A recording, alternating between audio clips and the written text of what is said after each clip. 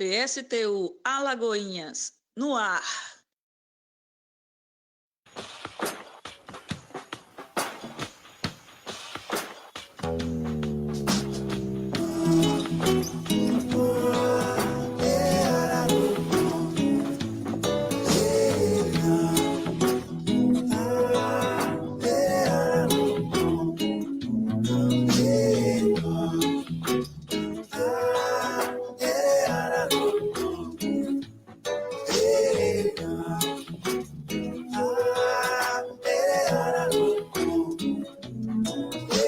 Foi pra diferenciar que Deus criou a diferença.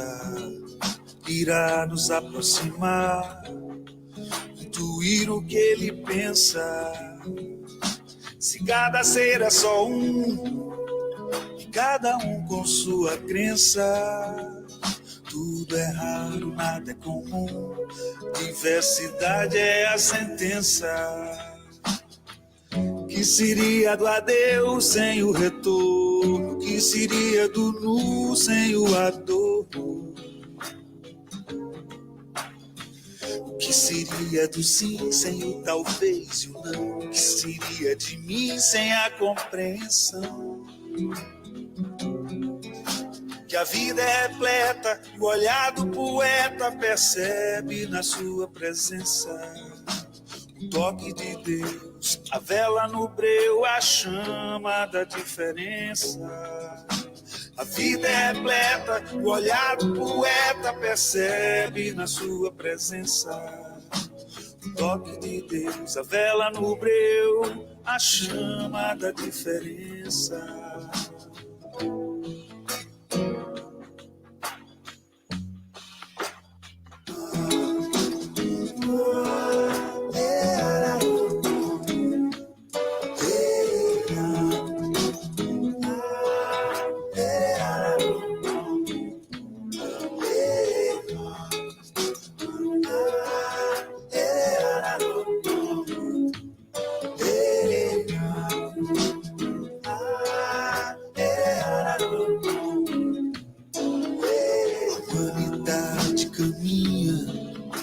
Atropelando os sinais, a história vai repetindo os erros que o homem traz.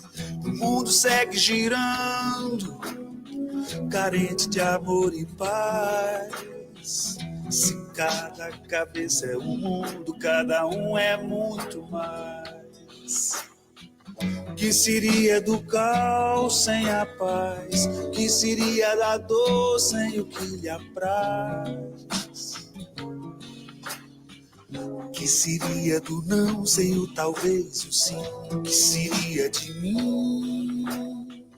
Que seria de nós? A vida é repleta e o olhar do poeta percebe na sua presença o toque de Deus, a vela no breu, a chama da diferença. A vida é repleta, o olhar do poeta percebe na sua presença o toque de Deus, a vela no breu, a chama da diferença.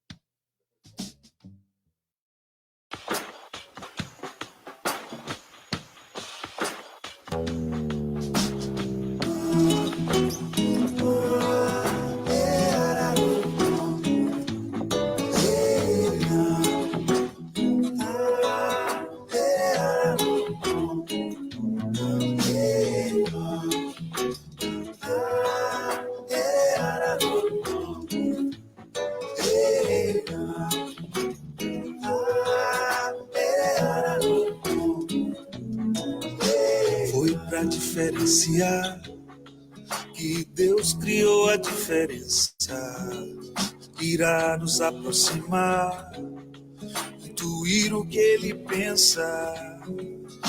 Se cada ser é só um, e cada um com sua crença, tudo é raro, nada é comum, diversidade é a sentença. Que seria do adeus sem o retorno? Que seria do nu sem o adorno?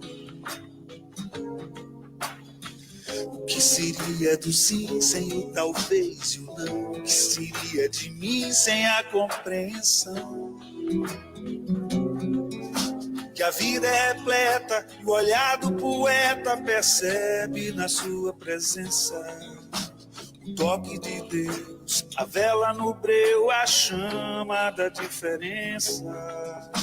A vida é repleta, o olhar do poeta percebe na sua presença o toque de Deus, a vela no breu, a chama da diferença.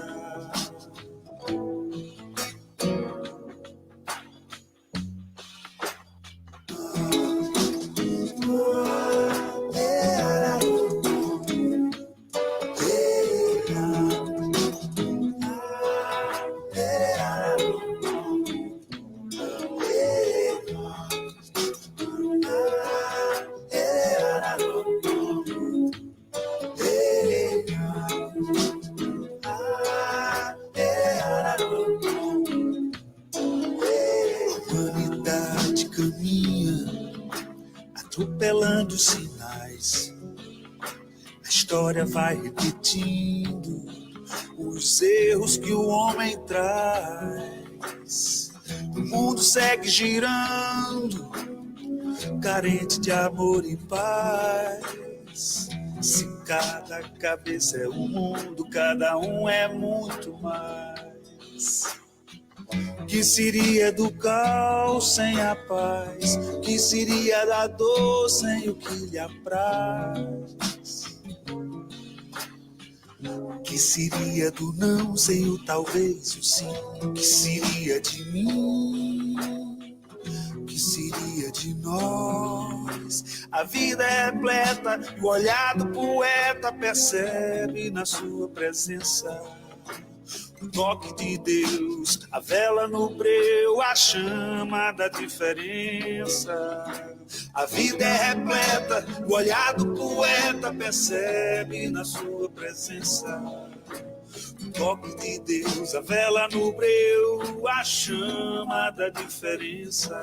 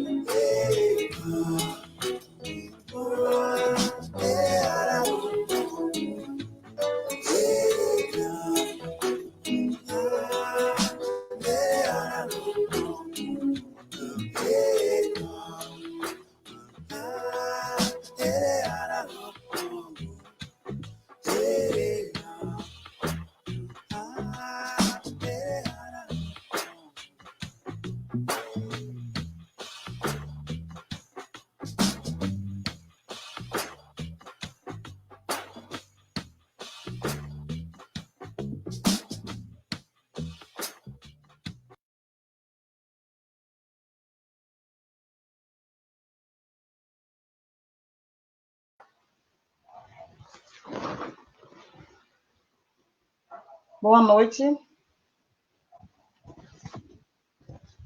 Nós estamos começando com mais uma live, né? E o PSTU, ele tem feito, nós temos realizado live todas as quartas-feiras, né, neste mesmo horário, e hoje com várias temáticas interessantes, né, temáticas que importantes. E hoje nós falaremos sobre a educação inclusiva. Bom, eu sou Arleide Farias, sou professora de História, sou também especialista em História Política, fiz também História em Crítica Cultural, estou dizendo isso, e também sou deficiente auditiva unilateral. Poucos percebem isso, né? Mas eu sou uma pessoa também com deficiência. Hoje nós vamos conversar com a professora Jessie, né? Que Jessie é presidente da AMA, Associação dos Amigos, dos Pais e Amigos Autistas, é mãe também de um autista. Conversaremos também com a professora Otacília, que é especialista em educação inclusiva, e também conversaremos com a professora Jeane, que ela também é professora de História, trabalha também em Aramari, está agora também à frente, coordenando, né, as discussões sobre o NCC, né? E aí nós começaremos, faremos esse papo interessante, né? Gostaria que vocês participassem com perguntas, né? Com também questões assim que nos ajudem também, contribuam também para essa discussão, certo? E outra coisa também, tem o professor Matheus, que infelizmente, por questões técnicas, hoje à tarde ele afirmou que não poderia participar. Então, começaremos agora, né, a nossa live. Boa noite a todos. Boa noite, professora Jessie. Boa noite. Prazer estar com vocês, para a gente conversar um pouquinho sobre a educação inclusiva.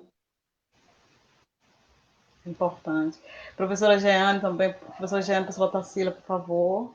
É bom que eu apresentei um pouquinho, Jessie, mas eu gostaria que você também possa se apresentar melhor, né? Isso, tudo bem. Então, como a Leide falou, eu sou professora, né? Sou mãe de um menino autista e também presidente da Associação de Pais e Amigos, né, dos Autistas de Alagoinhas, né? E a gente ainda não tem sede, caso alguém pergunte, né, sobre isso, mas a gente ainda não tem sede. Nossa associação ela tem apenas 2 anos de existência e a gente vem fazendo alguns trabalhos que não é de atendimento, mas de educação da sociedade. Como assim educação da sociedade? Né? A gente realiza palestras, faz simpósios, participa de seminários a convite, ou então nós promovemos. E isso tudo é parte também das intervenções dentro do universo autista, porque a gente não pode somente cuidar do autista, né? A gente, como família, a gente precisa também educar a sociedade para receber essa criança, esse adolescente ou esse adulto, né, que também vai crescer, né? Porque a gente fala da deficiência e só lembra de criança. É uma coisa muito comum, né? Relacionar, infantilizar a deficiência. Tanto que é uma luta que a gente vem travando sobre isso. Então, eu estou aqui para falar um pouquinho mais sobre essa educação inclusiva, né? Que eu vivo bastante, que eu já fiz muitos cursos relacionados a isso. Participei em janeiro agora de um congresso internacional sobre o autismo com os profissionais mais renomados do mundo, né, em pesquisas relacionadas à intervenção com evidência científica sobre o autismo. Tá. Ô, Jessie, o som está um pouco... Está falhando, não sei se é o meu ou se é o seu. Né? Jeane, por favor, Jeane, fala um pouco.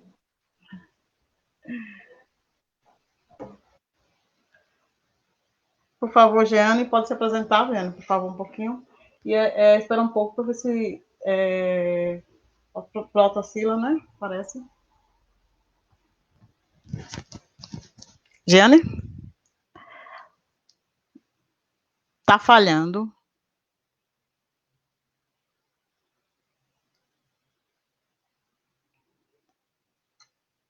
Realmente está com falha. gente. Bom, então assim, ó, deixa eu observar só um pouco aqui. Vamos começar, né? Tá. E aí, Jeane, o som tá bom? Por favor, Jeane, Jesse. Tá bom, meninas? Melhorou? Bom, é importante que a gente por muito tempo, a gente sabe assim, que por muito tempo essa temática, a inclusão, a educação especial, ela tem sido pouco discutida, né? Tem sido pouco discutida quando se refere à educação.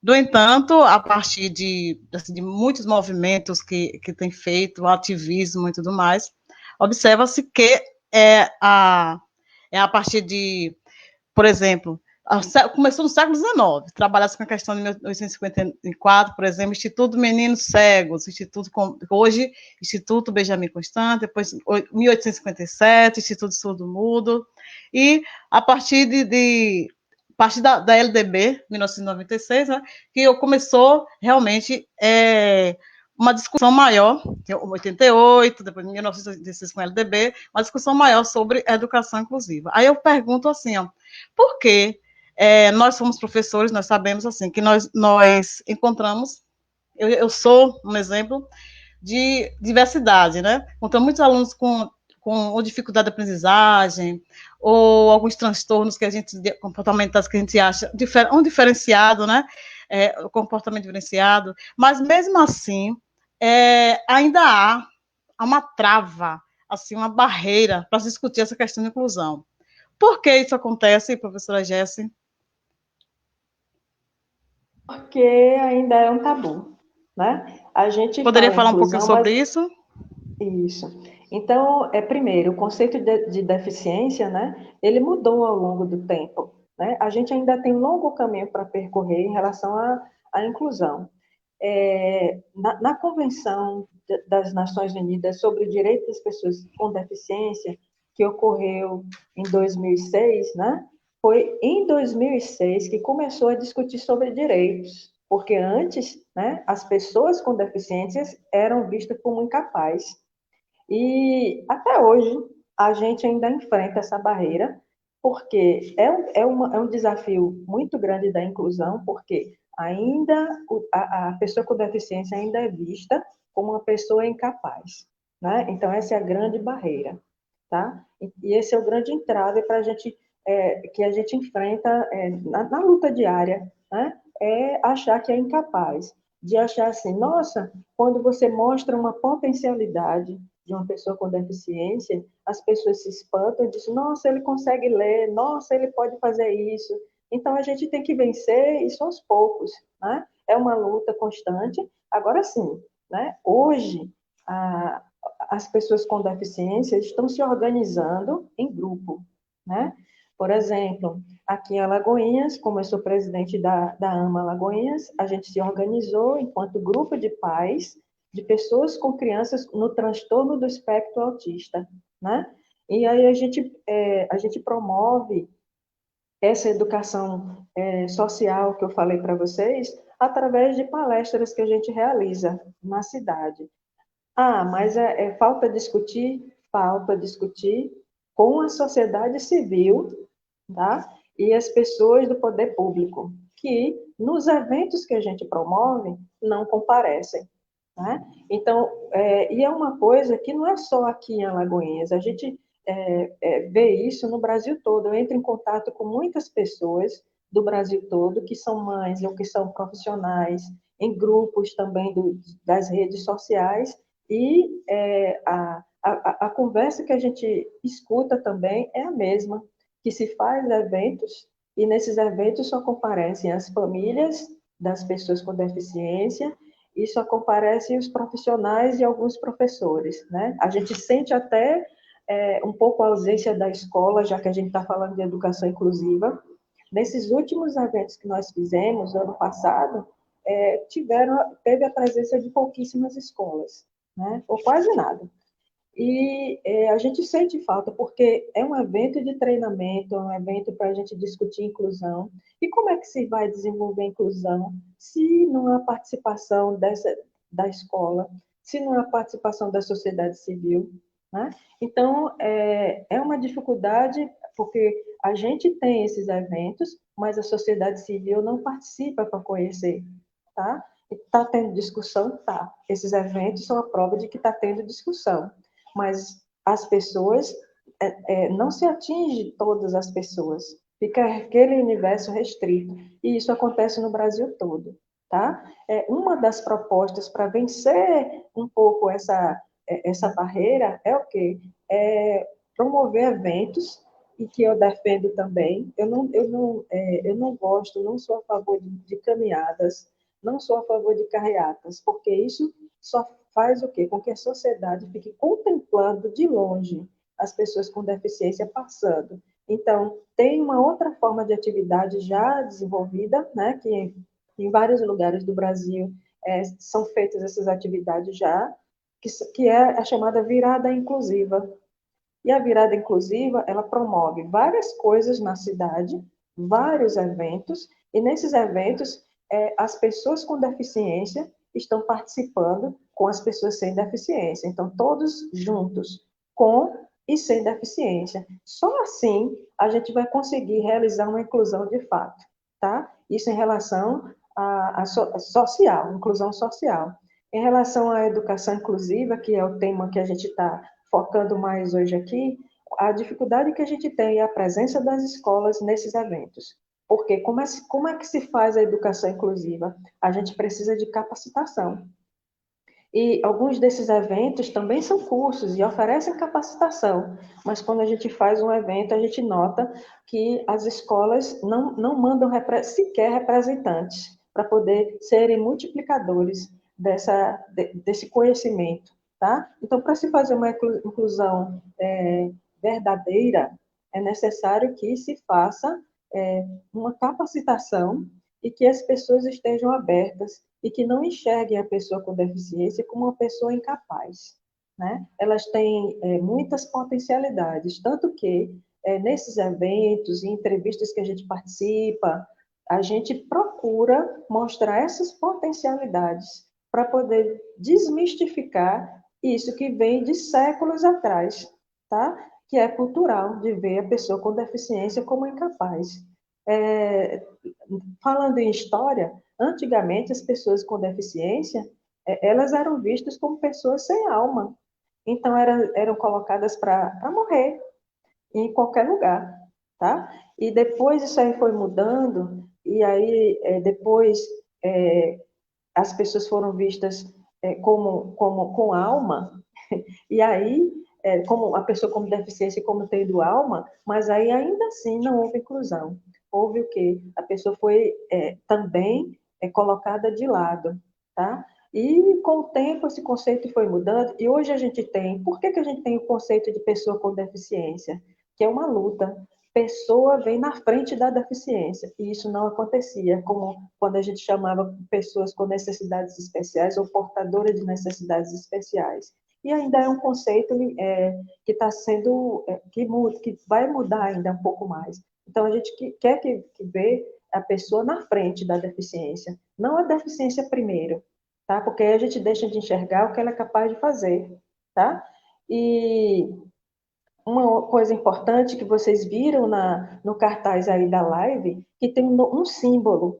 Esse símbolo é o novo símbolo universal da pessoa com deficiência, que antigamente era aquele símbolozinho que ainda é usado, ainda não é praticado. É o símbolo de uma cadeirinha de rodas, né? Que as pessoas também confundem, achando que é só para cadeirante. A gente ainda precisa de um longo caminho pela frente, esclarecer quem é a pessoa com deficiência, né? Esclarecer que tem um conceito agora que a pessoa que o termo correto é pessoa com deficiência, que o novo símbolo universal da deficiência é esse aí que vai ter, e o Brasil tem alguns anos para poder aplicar esse novo símbolo, enfim. Né? Então, a gente tem muitas barreiras ainda para a gente vencer. E o bom disso tudo é que as pessoas com deficiência, em seus mais variados graus, estão se organizando enquanto grupos para lutar por seus direitos, baseado na Lei Brasileira de Inclusão, que é uma lei nova, é de 2015. E olha que a Convenção da pessoa, do direito da pessoa com deficiência foi de 2006. O Brasil criou a Lei Brasileira de Inclusão em 2015. É muito recente.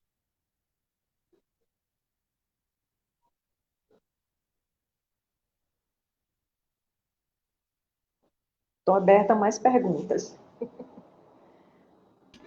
Daqui a pouco. Professor, Jeane, teria algum complementar? Jeane ou Tarsila, professor Tarsila? Filha?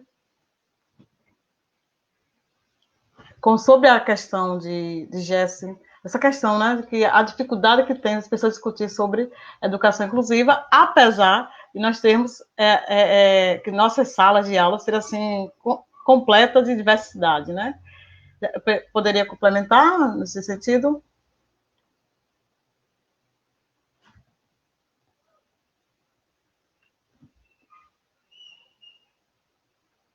Está falhando.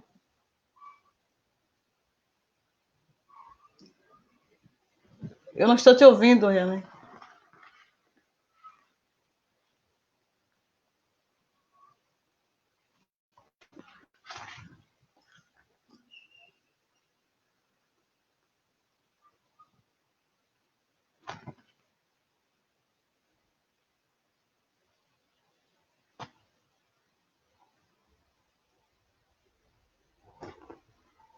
Fale. Não. Bom, enquanto a gente não... Jeane está com problemas técnicos aí também, né? Eu gostaria de... aí tem um questionamento aqui. A quem compete a responsabilidade da inclusão e adaptação dos métodos para a deficiência na escola? Pois sabe-se que algumas escolas jogam responsabilidade dos professores, sendo que os mesmos precisam ser capacitados também. Professora Tarsila ou professora Jesse poderia responder essa questão, enquanto Tarsila, professora, poderia responder, prof? Boa noite. Boa noite, consegui Boa entrar noite. Agora. Ótimo. Você pode repetir a pergunta? Posso sim.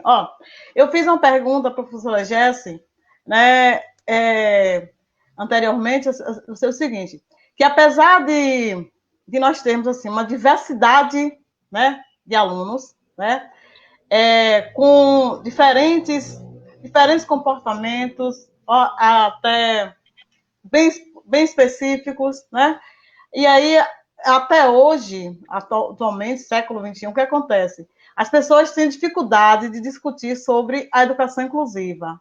A que se deve isso? Poderia contribuir com isso, professora Tarsila?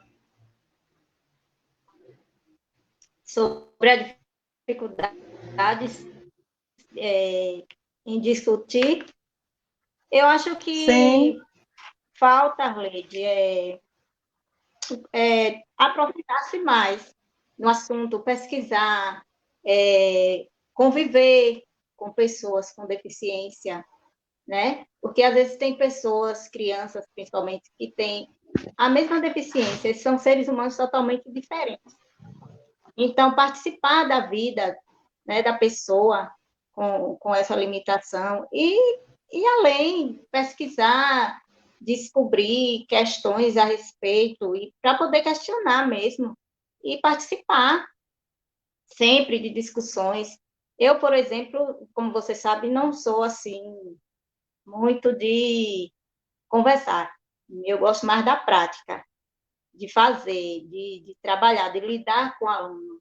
Quando falo, às vezes, discutir sobre inclusão, às vezes até eu mesmo, de vez em quando, sinto assim um entravezinho, mas procuro me libertar desse tipo de timidez que trava a pessoa. Mas tem pessoas que não querem nem saber, simplesmente ignoram a questão. Só que essas pessoas existem, e é ser de direito desde o ventre. E eles estão cada vez mais nas escolas por direito, por ser humanos e necessitar do outro, da convivência, do meio social, de aprender junto. Então, tem que se discutir sempre. Não existe esquecer, deixar de lado. Não é questão mais de ficar de lado. Nunca foi. Mas eu acredito que as pessoas ainda estão, assim, engessadas. Do não quero, não sei, não quero saber. Ok? Pronto. Olá. Devido a problemas técnicos aqui, nós aqui, falta de comunicação, eu não acabei não apresentando, né, professora Tacília, né, professora de Esplanada, e também professora especialista em educação especial inclusiva, não é isso? E aí veio Professora de umas AE, questões aqui. Isso. de sala de A gente vai falar daqui a pouco sobre isso e mais. Aí, Tânia Sonise, antes de ter um questionamento, disse assim, a quem cabe a responsabilidade, né, de contribuir, né, para que as pessoas com deficiência sejam incluídas, né, de Berg, né? A quem compete a responsabilidade da inclusão e adaptação dos métodos para deficientes nas escolas, pois sabe-se que algumas escolas jogam a responsabilidade nos professores, sendo que os mesmos precisam ser capacitados também. Esse questionamento pode ser tanto para a professora Otacílio, posteriormente a professora Jéssica, e a professora Jeane também gostaria que fizesse uma contribuição. E aí, professora Tacília, poderia nos ajudar nesse sentido, essa questão? a responsabilidade é de todos, né? É de todo mundo. Começa pelo Estado, aí família, escola. Cada um tem a sua parcela de responsabilidade, né? Se todo mundo contribuir com a sua parte, eu acho que acontece sim a inclusão, porque a inclusão geralmente para só na questão de incluir, de matricular, né? De colocar na escola, e não é aí. Isso, não só isso é inclusão, né? É fazer com que o indivíduo participe, aprenda junto, participe do meio social, para garantir direitos no futuro profissional, porque a pessoa com deficiência não é uma pessoa inútil, ninguém é inútil. Todo mundo tem habilidade. E o trabalho da escola, eu como professor de sala de recursos, professor de AE, é desenvolver habilidades, oferecer recursos, materiais, para que ele possa desenvolver na sala regular. E o professor da sala regular fazer com que ele seja incluído, não como um jarro na sala de aula, um jarro que você coloca na mesa, mas como uma pessoa de direito, como todos, que tem tem o seu direito a desenvolver, e não ser taxado, visto pela deficiência, mas sim pelo que ele pode e consegue fazer, e não pelo que ele não consegue. Isso cria exclusão na vida do indivíduo. Então, a responsabilidade é de todos, cada um um pouquinho. Sim, é isso mesmo, né? Porque, e, inclusive, aí eu queria que... A Jeane, por favor, você poderia colocar aí? Porque, assim, ó, uma professora, Vera Lúcia, ela disse o seguinte, que os professores de educação especial, de infantil até superior não estão preparados para receber esses alunos. No entanto, ela disse o seguinte, que ela fez a comparação assim, que os pais não estão preparados para ter um filho, né, com diferente, com uma deficiência, ou com alta habilidade e tudo mais, né? Mas é com a convivência que a mãe vai aprendendo, né, vai aprendendo com o próprio filho, e aí vai se preparando com a experiência. E que os professores também não precisam estar preparados, e sim que eles vão se preparando com a convivência com esse aluno. Porque, ligando a esse comentário, a pergunta de Berg, né? Eu gostaria que vocês fizessem assim, um comentário, você também, professora Jéssica, posteriormente. Diane?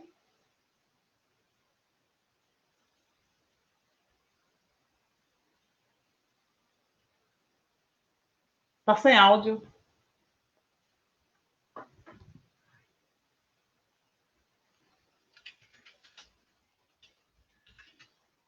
Está sem áudio ainda, Giane. Professora Jéssica, por favor, poderia enquanto Giane nessa questão do áudio? Tudo bem. É o seguinte, a gente fica sempre se perguntando, né, de quem é a responsabilidade, né? Então, primeiro, nessas discussões que eu participo, em congressos, seminários e cursos que eu faço, né? Uma das coisas que tem uma das responsabilidades são dos gestores, os gestores da escola particular, os gestores da escola pública e, no caso, seus superiores também, porque são ligados à secretaria, têm a obrigação de oferecer a capacitação para os seus professores. Aí a gente fica pensando o seguinte, mas aí é só com o professor? Não. Uma coisa que a gente tem discutido muito é que a educação brasileira ainda está nos moldes muito arcaicos, de que o conhecimento é só passado pelo professor. Então, novamente, coloca a responsabilidade em cima do professor. E não passa mais por aí. A educação do século XXI, ela é uma educação que toda a comunidade escolar participa. Então, não é uma capacitação, a capacitação ela não deve ser feita somente para o professor. Ela tem que ser feita também para a equipe de apoio, tá? Então, todos devem ser capacitados, todos daquela escola, do diretor, né? As pessoas que trabalham com a higiene, né? Os professores. Então, todo mundo deve ser capacitado, certo? E em relação aos pais, né? Que a professora, né, citou, que a Arleide falou agora, que os pais também não são preparados. Realmente, a gente também não é preparado. Mas algo que nos une é o quê? É entender que todos nós precisamos de capacitação. Pais precisam se capacitar. É uma luta também que a gente, no universo autista, a gente tenta convencer os pais de que eles precisam se capacitar também. Então, não é só a escola, a família também. Não são só os professores. Porque quando a gente vai elaborar um PEI, né, e é uma luta constante das famílias para a escola organizar um PEI. O que é um PEI? É um plano de educação individualizado, tá? Um plano para aquela criança ou aquele adolescente. Um plano de ensino, melhor dizendo. Um plano de ensino individualizado, que não é montado exclusivamente pelo professor, não. Tem que ter a participação do psicopedagogo da escola e de outros, dos profissionais que atendem aquela pessoa com deficiência, da família. Então, a construção do PEI é uma construção conjunta, porque a família vai fornecer elementos para que aquela pessoa com deficiência, aquela criança ou aquele adolescente, né, ou aquele jovem, possa se desenvolver. Então, em cima daquele PEI é que vai trabalhar. E, para isso, todos têm que ser capacitados. Porque, muitas vezes, no caso de criança autista, às vezes ela precisa sair um pouco da sala para poder se reorganizar, tá? Então, quem é que vai estar lá fora? Aí ela tem direito ao mediador? Tem, mas as pessoas que vão estar lá fora também, o porteiro tem que estar informado sobre isso, tem que saber lidar com aquela criança que tem um comportamento diferente, porque o autista não está estampado no rosto, eu sou autista, não está. Então, todo mundo precisa ser capacitado, né? Nós, professores, a gente precisa ser capacitado também na questão do ensino, tá? Então, você tendo o PEI, que é um plano de ensino individualizado, você vai saber se aquela criança ela tem, por exemplo, competências de aluno. O que é isso, competências de aluno e habilidades? Ele consegue acompanhar, uma coisa que a gente chama de rastreio, e de atenção também, né? A criança ela consegue acompanhar, você colocando um objeto na frente, ela consegue acompanhar com o olho, né? A gente chama de rastreio. Ela tem que ter algumas outras habilidades. Ela consegue ficar sentada já para poder acompanhar uma aula. Então, são pré-requisitos de competências e habilidades que um aluno precisa ter para acompanhar uma aula. E o PEI, ele tem que fornecer isso. Tem que fornecer esses elementos. Se aquela criança, por exemplo, está preparada já para a alfabetização, ou ela vai precisar de trabalhos ainda de coordenação motora, fina para poder aprender a pegar no lápis. Então, isso tem que ser feito antes, todo esse trabalho. E aí, no caso do ensino ainda mais adiante, né? Eu lido com o Matheus, por exemplo, nas matérias, o autista ele tem dificuldade comunicacional. Então, o professor ele tem que estar ciente de que ele precisa trabalhar uma linguagem simples. Só isso, uma linguagem simples e também evitar o uso de figuras de linguagem, porque o pensamento do autista é super concreto e literal. Então, se você não tomar cuidado e disser assim, tá chovendo canivete, o pensamento concreto e literal de um autista, ele vai imaginar que realmente está chovendo canivete, certo? Um galão de água. Para um autista, sem o devido treinamento, ele vai achar que galão é um galho grande, certo? Porque ele tem um pensamento concreto e entende as coisas no sentido literal. São cuidados com a comunicação, tá?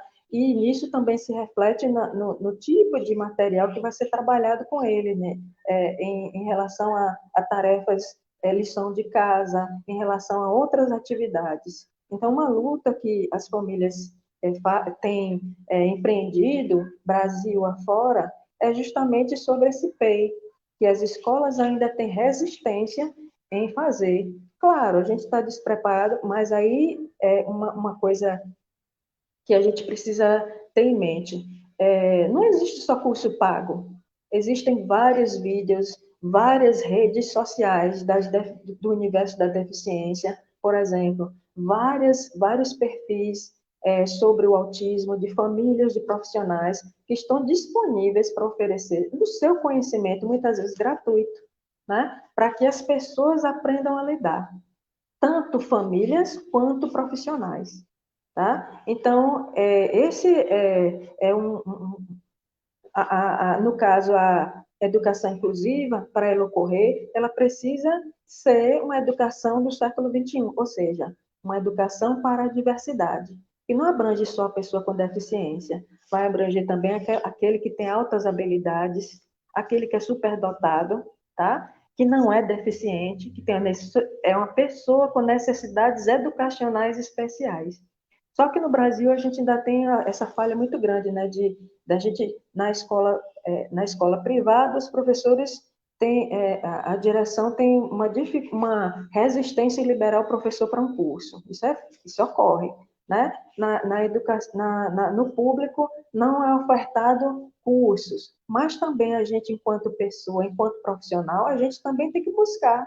Como eu falei anteriormente, existem cursos, existem lives, existem redes sociais que estão ensinando as pessoas como lidar com tal deficiência, com autismo, com surdo, com a pessoa com deficiência visual. Então, existem vários, certo? Então, aos poucos, a gente vai tijolinho por tijolinho construindo essa educação mais inclusiva, mas ainda precisa de muita luta, muita batalha ainda para poder vencer. O que eu acho o obstáculo maior é mudar esse olhar que a educação brasileira ainda tem, que o sistema tem, de ser um sistema ainda arcaico.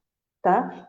Enquanto não mudar de fazer uma coisa para a diversidade, aí, se tiver essa postura de trabalhar com diversidade, trabalhar com deficiência vai ser mais fácil também. É o que a gente discute no universo da deficiência.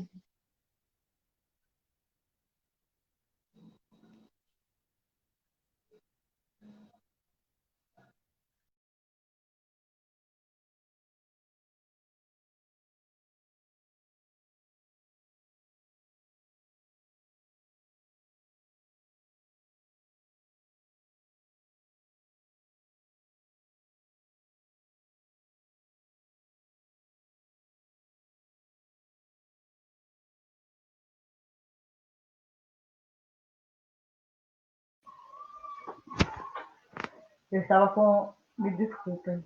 Eu estava com o microfone desligado.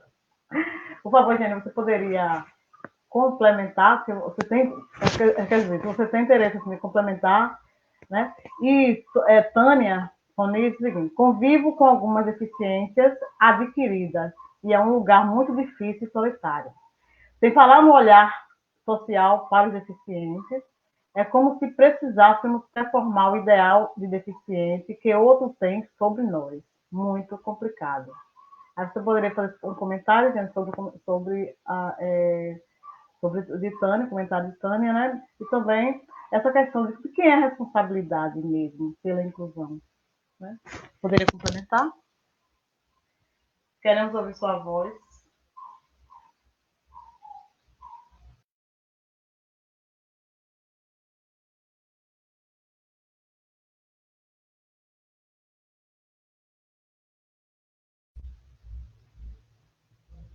Ainda sem som.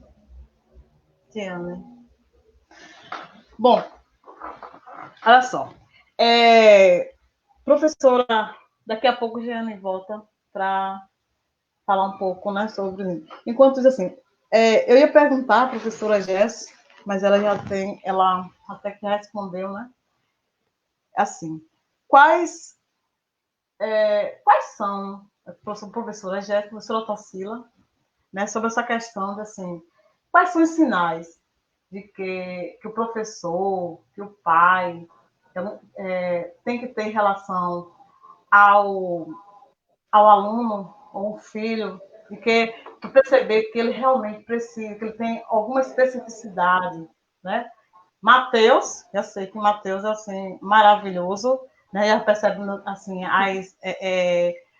as capacidades de Mateus, assim, Diane coloca muito bem os vídeos e tudo mais. Mas assim, no início, assim, o que foi? Quais são os sinais assim que vê assim que Mateus era um autista? Como começou? Quais foram esses detalhes, Jesse? E eu gostaria que o professor Tarsila depois falasse sobre a questão dos alunos, né? Que ela trabalha muito, diretamente com os alunos também. Bom, então, Matheus ele foi diagnosticado com 3 anos de idade, tá? E é um caso bem interessante porque como ele é filho único, eu não tinha experiência, tá? Como eu tenho agora, de estar observando uma coisa muito importante para qualquer profissional, os marcos do desenvolvimento da criança, tá? Isso é muito importante, era algo que a gente deveria ter enquanto faculdade de licenciatura, certo? E é algo que os profissionais também da saúde precisam entender, que é a neurociência. Quais são os marcos do desenvolvimento? Né? O que uma criança de 3 anos ela tem capacidade ou que habilidades ela já precisa ter para poder, de repente, se tiver conhecendo esses marcos do desenvolvimento, se tiver alguma coisa que não está na ordem, vamos dizer assim, né, entre aspas, o que fazer, né? Que tipo de intervenções podem ser adotadas. Então, o Matheus ele falava bem pouco, ele não observava muitas coisas, como eu falei, como ele é filho único, ele não tinha conhecimento desses marcos do desenvolvimento, de saber o que ele precisava já ter, que habilidades ele já precisava ter enquanto criança de 3 anos, né? E aí, quem observou isso foi a escola. Quem sinalizou isso foi a professora, tá? Que observava que ele ficava, quando fazia a roda de historinha, ele se afastava e ficava sozinho. E do comportamento estereotipado que ele tinha de ficar batendo nas coisas, né? Ficar com a mãozinha batendo o tempo todo. Então, ela sinalizou, tá? Eu acho que a escola, por isso que a escola precisa, os profissionais de educação, né? Os professores, precisam ter essa matéria neurociência, porque eles podem ajudar bem precocemente, né? A descobrir alguns sinais de que algo está errado, tá? Para poder sinalizar para as famílias. E aí, no caso de Matheus, foi isso que aconteceu. A professora dele me chamou para conversar e ela falou desse comportamento que ele tinha. Então, daí em diante, claro, que isso foi um baque, né? A gente tem um baque, mas eu fui procurar uma profissional, tá? Para poder fazer o diagnóstico. E de lá para cá, eu tenho feito as intervenções para ele e também oferecido os profissionais de terapia para poder ele se desenvolver, porque tem que ter essas intervenções, tá? E é uma parceria, família, escola, né, tríade, né? Família, escola e profissionais de terapia, porque se não houver essa conversa, essa parceria, a criança não vai para lugar nenhum. Como qualquer criança também, né? Se ela não tiver estímulos, nenhuma criança vai para nenhum lugar. Então, a escola ajudou muito. Ele tinha 3 anos e a professora sinalizou, certo? E de lá para cá ele vem se desenvolvendo muito, por quê? Por causa dessas parcerias. Ela tem que funcionar. Se não funcionar, se um dos 3 falhar, a criança não anda, não vai para lugar nenhum, tá? E em relação a pergunta sobre estar sozinho nesse universo, que as pessoas não olham muito, é por aí mesmo. Quando a gente faz um evento que a gente convida, vai nas redes sociais, vai numa rádio para convidar as pessoas, e as pessoas da sociedade civil que não vem, a gente percebe que não vem, a gente está sozinho ali. Porque quem participou? Somente os familiares e profissionais. Isso é estar sozinho também. E é realmente isso que acontece. Às vezes a gente se encontra sozinho, mas a gente se organizando enquanto grupo, né, para poder lutar pelos direitos e vencer essa exclusão, tá? Aí a gente vai conseguir muitas coisas, como muitas coisas temos conseguido ao longo desses anos aí, né? Mas uma coisa que a gente conversa muito em grupos de pais, em congresso, é que os pais precisam se organizar. As famílias precisam se organizar para formar esses grupos. Por quê? Porque isso dá mais força na causa, mais força na luta. E aí a gente consegue fazer algumas coisas. E outra coisa também, nós conseguimos primeiro as leis. Essas leis nos amparam para a gente ir atrás dos direitos. Se acontecer qualquer coisa, estamos amparados na lei. Então, aí a gente pode ir até o Ministério Público, tá? Ou ir na Justiça para conseguir que prevaleçam os direitos conseguidos por lei, por luta, tá? Enquanto a gente não se organiza, isso vale para qualquer luta. A gente tem que se organizar como grupo para a gente conseguir as coisas. E a gente só vai conseguir uma sociedade que aceite mais a diversidade se a gente se organizar como grupos e lutar por isso, certo? Eu lembro, falando nessa questão também de lutar, de não estar sozinho, eu tive um plano de saúde que rejeitou a volta de Mateus para o plano. E aí, o que foi que eu fiz? A Lei Brasileira de Inclusão. Fui atrás de termos legais, né? Dos direitos dele, e aí consegui vencer a causa, tá? Por quê? Porque a gente precisa lutar por isso. A gente se sente só, muitas vezes se sente, porque as pessoas desprezam, não querem, tem preconceito, e a gente precisa vencer essa barreira. E eu acredito que a gente só vai vencer essa barreira do preconceito se a gente, enquanto família, tá? Participar desses momentos como a gente está participando agora, certo? Querem conhecer como é o autismo ou outra deficiência, a gente informar a sociedade, a gente fazer eventos para poder vencer um pouco esse preconceito. Ô, Jéssica, ótimo, Jéssica. E assim, professora Jeane já está... Jeane, por favor, Jeane. Oi, tá me ouvindo? Oi, amém, estou sim. Ótimo, ótimo. Então, assim, Amém. demorou.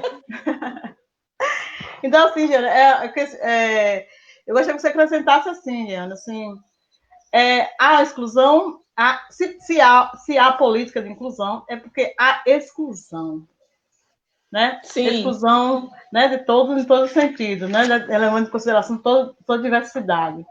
E aí, Jeane, qual o papel do Estado, dos governos? Eles têm contribuído para que realmente essa exclusão seja minimizada, né? E qual é a relação desses governos, né, com essa política de inclusão, né, nas escolas, na sociedade? Pronto. Eu peço desculpas, mas foram os fones que me boicotaram, viu? Olha só, gente, como já foi dito aí, eu não vou me alongar muito, Deixa eu posicionar aqui. Pronto. Eu não vou me alongar porque já perdeu muito tempo aí com esse problema técnico. Mas, assim, o papel do Estado é de proteger a todas as pessoas, sejam elas deficientes ou não. Então, como eu digo para no escola que eu trabalho, a gente precisa se apropriar do que diz a lei. E existe o Estatuto da Pessoa com Deficiência. Então, o que é que nós precisamos fazer? Nós precisamos entender como é que funciona esse estatuto, não é? Para cobrar do Estado esse papel de incluir o máximo possível, ou de não excluir, ou de atender a todas as demandas sociais, para que a gente não precise necessariamente estar o tempo todo brigando pela inclusão, principalmente a inclusão escolar. Eu queria aqui falar sobre a experiência da implantação da sala de recursos, lá na escola onde eu trabalho, em Aramari, não é? Que, assim, o que é que nós fizemos lá em Aramari? Nós nos apropriamos desse mecanismo do Estatuto da Pessoa com Deficiência para incluir, para acolher. Acolher quem? Acolher a demanda da própria escola, dos nossos alunos, e alunos, inclusive, que vinham da rede municipal. Na rede municipal de Aramari já existia uma sala de recursos, não é? Através da professora Simone, né? Nós entramos em contato, a direção, né, os professores, e nós conseguimos estreitar esse laço com a sala de recursos do município. A partir daí, a gente percebendo que havia demandas na escola, nós poderíamos também fazer com que esses estudantes, uma vez saídos da rede municipal, do ensino fundamental, eles tivessem uma continuidade de acolhimento da sala de recursos multifuncionais no ensino médio e na sequência também no ensino técnico, que a escola também tem essa modalidade de ensino técnico. Então, o direito do estudante, ele não deixa de existir porque ele sai do ensino fundamental ou ele sai do ensino técnico. Aqui eu estou falando especificamente em relação à questão da educação enquanto instrução, porque socialmente todos têm, ou pelo menos deveriam ter, esse direito à inclusão social.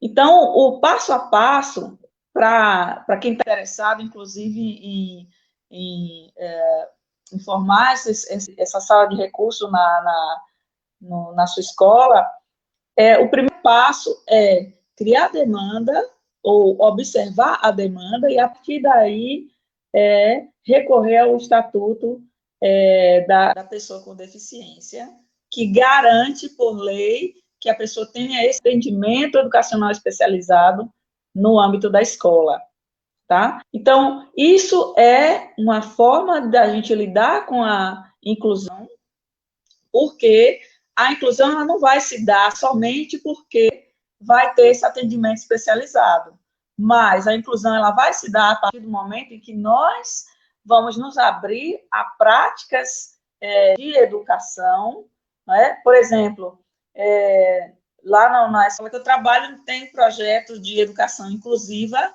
e com educação física com a professora Daiane.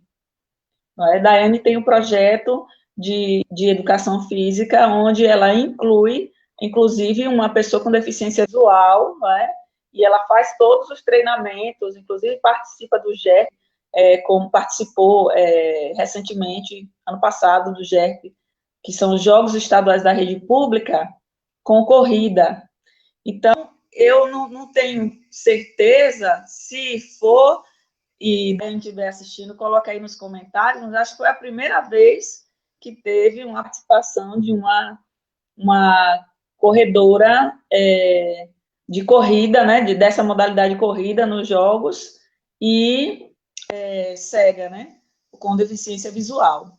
Então, gente, o trabalho na escola não é um trabalho fácil, porque passa por essa questão aí que as colegas falaram, que essa questão da gente lidar com a falta de treinamento, com a falta de recursos e com o próprio despreparo no dia a dia, tanto de estudantes como dos próprios pais dos estudantes, a própria comunidade. E a gente está passando assim por uma etapa muito difícil, eu diria, inclusive colocar aí nos comentários, né, que o Bolsonaro extinguiu o Conselho da Pessoa com Deficiência, nós precisamos o tempo todo estar mobilizados, enquanto grupo, enquanto sociedade, enquanto professores, né, e a gente não mobilizar, que eu falo não no sentido único e exclusivamente de que a gente vai brigar só quando vai tirar. Não, a gente tem que estar o tempo todo mobilizado para que isso chegue até as escolas, para que isso chegue até as comunidades. Isso o quê? Esse acolhimento, essa possibilidade de ter essa de recursos multifuncionais, inclusive com treinamento constante, com o acolhimento dos pais também, da comunidade escolar, fazer projetos que visem as pessoas aprenderem Libras, por exemplo, é algo que está nos planos da Sala de Recursos e que a gente sempre vem trabalhando para que a gente consiga adequar, né, as necessidades especiais que existem, para que o Estado esteja atendendo a essa nossa reivindicação, não é? Uhum. Então, só para dar mais um exemplo, para finalizar mesmo, para dar mais um exemplo, nós tivemos lá uma aluna com deficiência auditiva, não é? E a mãe, a família, principalmente a mãe, ela buscou atendimento de intérprete de Libras para as aulas, porque a filha não estava conseguindo entender as aulas. E quando ela chegou lá no colégio, a primeira luta foi conseguir a contratação de alguém que fosse um intérprete de Libras para garantir que ela aprendesse adequadamente as matérias. Né? E esse foi o primeiro passo. Aí tivemos a contratação, né, de um intérprete de Libras, contratado, porque o Estado não tem efetivos, não que eu saiba, para Libras, e essa foi a primeira etapa. Então, passou alguns meses com o intérprete, aí o contrato venceu, e aí ela ficou um tempo sem intérprete de Libras, e a gente fazendo aquele esforço para que ela pudesse acompanhar, né, de acordo com o que a gente podia fazer, e tivemos voluntários também, Douglas e Amanda,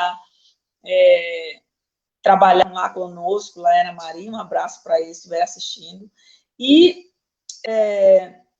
na sequência, no segundo e no terceiro ano, também tivemos essa luta para ter intérprete, e acredite, não ficou até o final do terceiro ano da aluna, e infelizmente ela concluiu, ou infelizmente não tivemos o contratado, mas felizmente ela concluiu o ensino médio. Então é assim, aos trancos e barrancos, na luta, buscando o Ministério Público, dizendo que está na lei, olha, está na lei, vamos atrás disso, e é assim que a gente vai conseguindo conquistar. Essa falta de professores concursados é, na verdade, também um descaso também do governo, né? Aí eu queria chamar a professora Otacília para falar um pouco o seguinte, os desafios, né, que os professores, alunos e pais, nesse tomado, por exemplo, ela estando à frente do AE, né, tem nos ajudado bastante, mas assim, quais são os desafios, principalmente nesse período de pandemia, né, em relação aos alunos, né, com necessidades especiais, no caso das escolas do município? Para mim, nesse tempo de pandemia, o maior desafio Porque, assim, ele trabalha com aulas remotas, né? Então, eu também tenho que trabalhar dessa forma o meu atendimento. Então, para mim, o meu maior desafio é passar para o aluno, assim, de forma virtual, o atendimento, o processo de trabalho com jogo, né, que a sala de recurso, a base da sala de recurso é com habilidades trabalhando o jogo, para ele se desenvolver na sala regular, né? De uma forma que facilite o conteúdo na sala regular. Então, eu produzo o jogo, e esse jogo, esse material que eu produzo para ele, seja tem material do autista, do cego, cada um tem o seu material. Então, eu disponibilizo para as mães. E, para mim, o meu maior desafio, o maior entrave aí, é a intervenção que é feita em casa desse material. Que, às vezes, eu faço chamada de vídeo, aí a mãe faz chamada de vídeo comigo, dizendo, ó, Pro, já fiz a atividade. E, às vezes, eu vejo que, no vídeo que ela me mandou, a atividade não era para ser trabalhada daquele jeito, mas ela fez o possível para poder ajudar seu filho. Então, a intervenção, o que você queria, o objetivo, às vezes você não alcança no trabalho. Então, a minha maior dificuldade é não estar em contato com eles, para poder trabalhar diretamente com eles, como eu fazia na sala de recursos, com os seus atendimentos, seu horário marcado, trabalhar com ele de forma ativa. É como se eu estivesse terceirizando o meu trabalho para a mãe. É isso o meu maior desafio, o meu maior impasse. É porque nós observamos que nessa pandemia é complicado, tá, para todos os alunos, todos os pais, né, devido a pais, professores também, devido a essa questão que nem todos têm acesso à internet, né? Tem isso. E aí complica mais ainda, né, para os alunos que estão, que têm as necessidades especiais também, porque muitas vezes os pais também não estão preparados para isso, né? A gente deixou bem claro essa questão. E agora, tudo isso que tem acontecido, esses descasos do mais, essa falta de internet para todos, na verdade, demonstra um descaso mesmo dos governantes em relação em acabar com a exclusão. Estão excluindo cada vez mais, né? Em todo sentido, todos. Porque nós somos professores de escola pública e nós vemos isso, né? A exclusão está aí a todos os direitos e é assim, isso acontece desses casos mesmo dos governantes do sistema que vem aí. É assim, sobre essa questão nós estamos em 1 hora de live, né? Aí, a professora Jeane falou mesmo, porque devido a questões técnicas, é bom e importante lembrar assim, a professora Jeane é candidata a vereadora aqui em Alagoinhas, né? Pelo PSTU. Então, o PSTU tem um programa.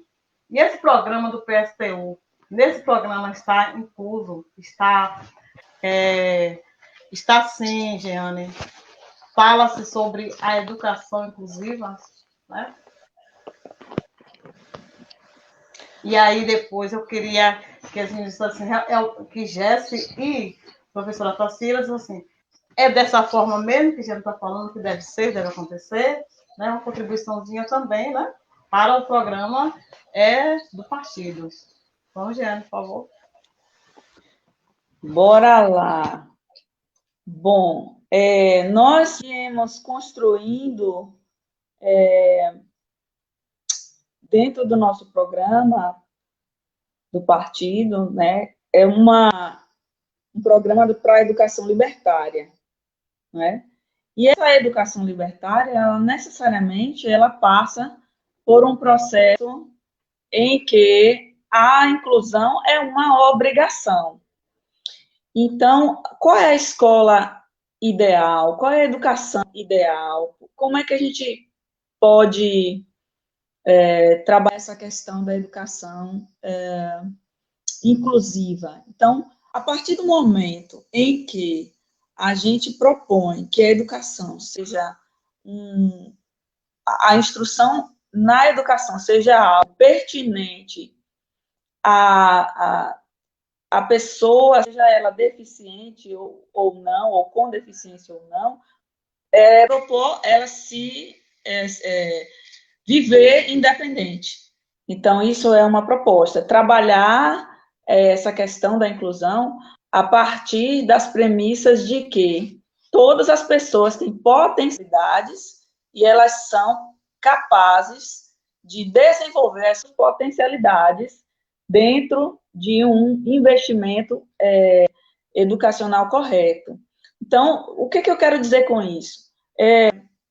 Se a gente for pensar que o Estado ele tem, como eu falei anteriormente, a obrigação de manter o intérprete de Libras. Caso a escola tenha uma demanda de uma pessoa com deficiência auditiva, então, por que nós passamos tanto tempo procurando por um intérprete de Libras? Então, isso não não é algo que deveria acontecer, não é? Então, se a gente mantiver todas as pessoas a partir de uma proposta inclusiva, com treinamentos, com cursos, com oficinas dentro do próprio ambiente educacional, certamente essa demanda ela vai ser sanada dentro do próprio ambiente educacional. Mas, assim, hoje em dia, não é algo assim fácil a gente manter isso. Por quê? É possível se ter uma sala de recursos? É possível fazer isso? É possível sim. Mas a inclusão, como eu disse, como já foi dito anteriormente, ela não se dá somente a partir do mecanismo. Não é? A partir do momento que a gente dá uma aula em que a gente inclua os vários padrões de entendimento, de compreensão dos nossos alunos, não é? Eu acho que isso já é inclusão. Então, a partir do momento em que você adequa metodologias ao espaço da sala de aula e ao espaço do ambiente escolar, e a gente se propõe a trabalhar aquilo que aqueles estudantes necessitam, então eu acredito que isso se torna algo que a escola vai contribuir com muito mais utilidade. Muito bem, dona Jeana, professora Jeana. Companheira Otacília, por favor, nega, qual é assim, quantas pessoas... Tem vários serviços prestados, no caso, né, da sala de recurso. Assim, quais são, assim, como a sala de recurso ajuda aos professores, aos pais, né, não só durante a pandemia, como também, né, no dia a dia? Qual a importância da sala de recursos? Como eu disse antes, né, o trabalho na sala de recurso, ele é garantir desenvolvimento de das habilidades dos alunos, a partir de recursos materiais e pedagógicos também, para que esse aluno possa ser auxiliado na sala regular. Em relação a professor sala de recurso, professor de sala regular, é de fundamental importância que a gente mantenha esse contato para saber como o aluno está se desenvolvendo na sala regular e trocar figurinha, né? O professor da sala regular passa 4 horas de relógio com o aluno, né? Então, ele sabe o desenvolvimento daquele aluno, sabe quais são as dificuldades. E aí, entra o professor da sala de recurso para auxiliar esse aluno e professor, se necessário, para que ele possa se desenvolver. Não que ele vai andar junto com os outros em desenvolvimento, vão aprender juntos, mas cada um tem seu tempo de aprendizagem. Com o aluno com deficiência, não é diferente. Ele tem o tempo de aprendizagem, ele tem suas limitações, mas ele também tem suas habilidades que podem ser trabalhadas e aperfeiçoadas na sala de aula. E a sala de recurso, ela vem para somar esse trabalho com o professor da sala regular, para que o aluno possa se desenvolver. Entendeu? Entendi, sim. Então, assim, enquanto vamos finalizando aqui, né? Já passou mais de 1 hora de live, mas, assim, Eu tenho observado que eu sou exemplo disso, por exemplo, né, que eu sou também canhota. E durante muito tempo, eu não, na minha infância, que também é adolescência, eu não tinha, por exemplo, cadeira de canhoto. Não, aí, assim, você vê aí, observa aí o descaso mesmo, né, com a diversidade, né? Não tinha cadeira. Então eu escrevia Mas prova. hoje já sei. Hoje já tem, né? Já, isso devido a lutas, mas mostra o descaso mesmo dos governantes, né, em relação à diversidade. Não é isso?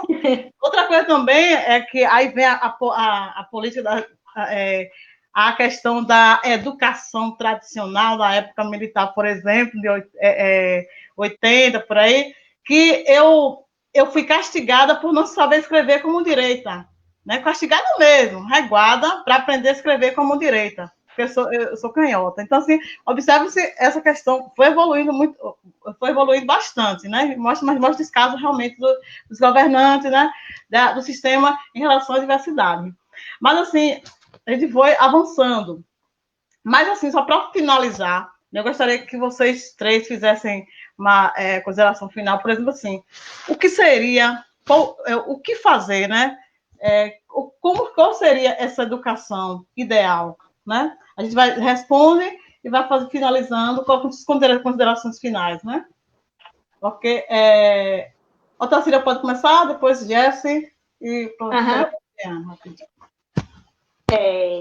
Eu acredito numa educação ideal, aquela que possa beneficiar a todos, independente de sua condição financeira, de sua de etnia, de raça, de cor, e levantando a minha bandeira, né?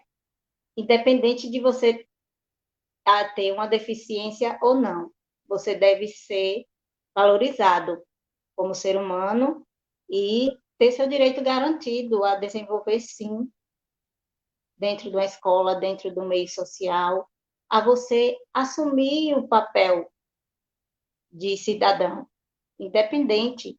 Não deve, e como eu repito mais uma vez, não devemos ser vistos pela deficiência, mas sim pelas habilidades que trazemos, que o ser humano traz desde quando nasce.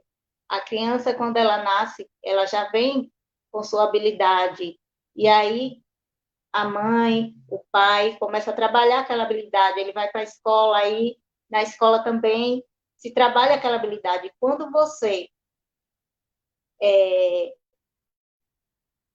pune uma criança por não saber, não conseguir fazer tal atividade como o outro, como fulano, como cicrano, você está excluindo esse aluno.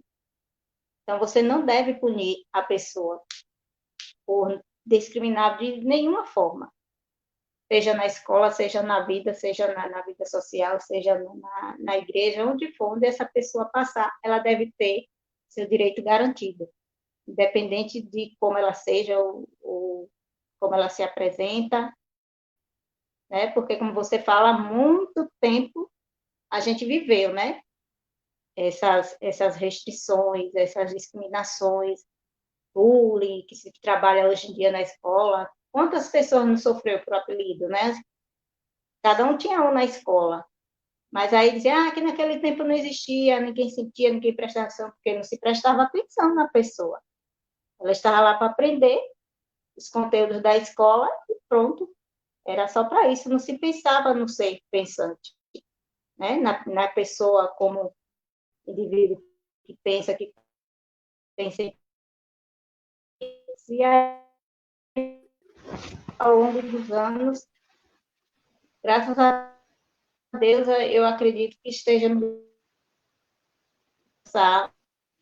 um objetivo maior sobre inclusão. Professora Jéssica, obrigada, Cília, pela participação e contribuição que nos deu, né? Professora Jéssica, por favor, poderia fazer as considerações finais e falar um pouco sobre essa questão da educação ideal, né? Isso, claro, com prazer. Eu vou fazer duas considerações, né? Uma em relação ao ensino remoto. Realmente tem sido difícil trabalhar o ensino remoto, tá? E se a questão da educação inclusiva já era difícil com o ensino presencial, e isso ainda ficou mais evidente com o ensino remoto. Então, não mudou, tá? Então, não mudou. Então, por exemplo, o Matheus, ele tem aula, mas ele não consegue assistir a aula, porque não é um planejamento adequado para ele, aquela aula, tá? A gente já assistiu live, e a profissional que estava nessa live, ela falou o seguinte, olha, a escola poderia planejar o seguinte, sim, 4 horas de aula remota, 2 para aulas no geral e mais 2 horas voltadas para aquela pessoa com necessidades educacionais especiais ou com deficiência, para fazer algo que possa atingir aquela pessoa, certo? Então, o ensino remoto é outro desafio também. Quer dizer, o mesmo desafio que a pessoa com deficiência encontra no presencial, que eu repito várias vezes e vou repetir, que é a ausência do PEI, tá? Esse PEI também tem um peso muito grande na aula remota, certo? E outra consideração em relação à educação inclusiva, de ser educação ideal, primeiro que esse termo já está mudando, tá? Então, se o termo a pessoa com deficiência mudou ao longo da história, que era pessoa especial, pessoa com necessidades especiais, pessoa portadora de deficiência, e chegamos a esse termo porque tem que olhar para a pessoa primeiro e, como Otacília falou, olhar para as habilidades e potencialidades que aquela pessoa tem primeiro, antes da deficiência. Então, essa é uma luta.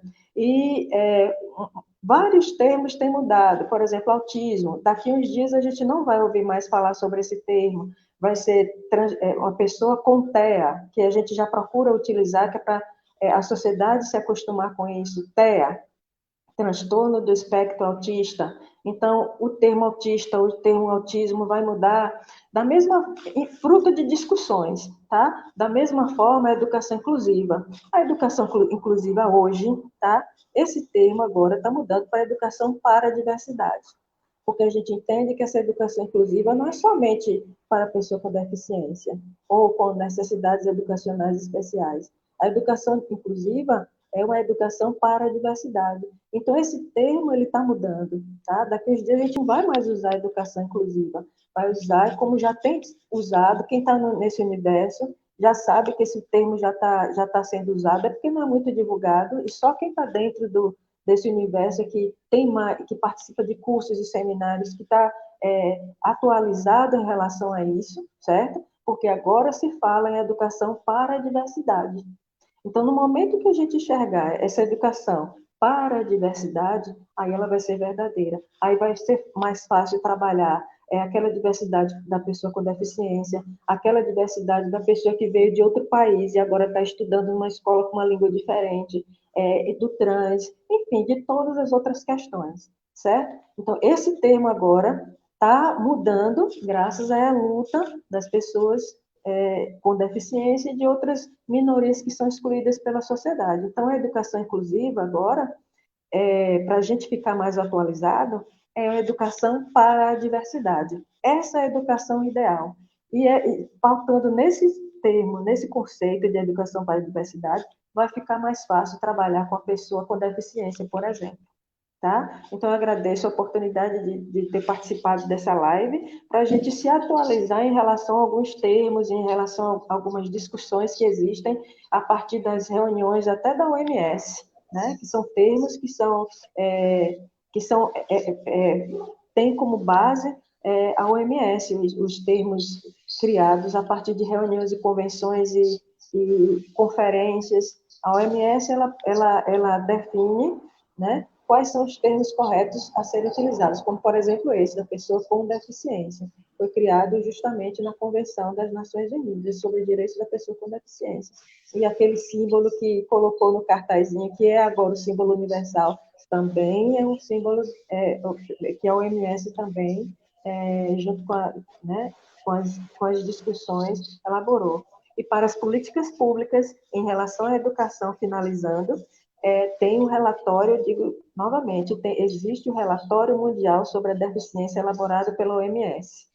Ali tem para todos os setores, tem para todas as áreas, a área da educação, da saúde, mundo do trabalho, Quem quiser elaborar políticas públicas para a educação tem que ler as mais de 300 páginas do relatório mundial sobre a educação como é, e as experiências exitosas em outros lugares, e as dificuldades, porque também fala sobre isso, e o que nós podemos construir daqui para frente. Obrigada. Bom, para finalizar minha participação, eu aprendi bastante com Otacília e com Jessi. A gente sempre troca figurinhas, né, que é minha irmã. E os termos, ainda bem que estão mudando. Educação para a diversidade é algo assim que demorou para acontecer, mas é absolutamente necessário. E aí eu fiquei lembrando aqui de vários episódios de bullying, inclusive que eu passei na escola, e que eu vejo também alguns estudantes passando hoje em dia mesmo na escola, né? A questão das diferenças, não é? Então, é bom que seja educação para a diversidade, porque aí a gente vai começar a aprimorar as nossas experiências, os nossos termos, e começar a se apropriar disso para colocar, de fato, em prática essa questão de estarmos numa diversidade planetária, né? Então, isso é muito importante, é interessante. Eu até vim com a camiseta de Hogwarts aqui, meus alunos que gostam de Harry Potter, né, que é uma série assim que trabalha essa questão também da diversidade, né? Você tem vários tipos de alunos, então é muito interessante como a ficção ela também ensina, não é? Então, é importante que a gente consiga entender que nós estamos na universidade e, por exemplo, quem usa óculos como eu uso é um tipo de deficiência, não é? Então, a gente precisa se reconhecer como também portador de algum tipo de limitação e assim começar a desenvolver as potencialidades no mais alto grau que a gente puder e colocar todos realmente em condição de igualdade e liberdade. Obrigada e desculpe os problemas técnicos e na próxima a gente consegue resolver tudo mais rápido. Obrigada. Tenho que agradecer, né, a todos vocês que estão aqui, a Jéssica, a Otacília, a Jeane, né, como o título mesmo coloca, né, para a gente ter uma sociedade mais justa, tem que lutar mesmo para a inclusão não só com pessoas com deficiência, né, todas as pessoas da diversidade, e pensar em construir uma sociedade, uma nova sociedade justa, socialista, em que todos tenham os mesmos direitos. Boa noite a todos, muito obrigada a todos que estão aqui. Boa noite. Né? Boa noite. Boa noite. Boa noite. Obrigada. Muito informativo. Obrigada também. Obrigada, boa noite.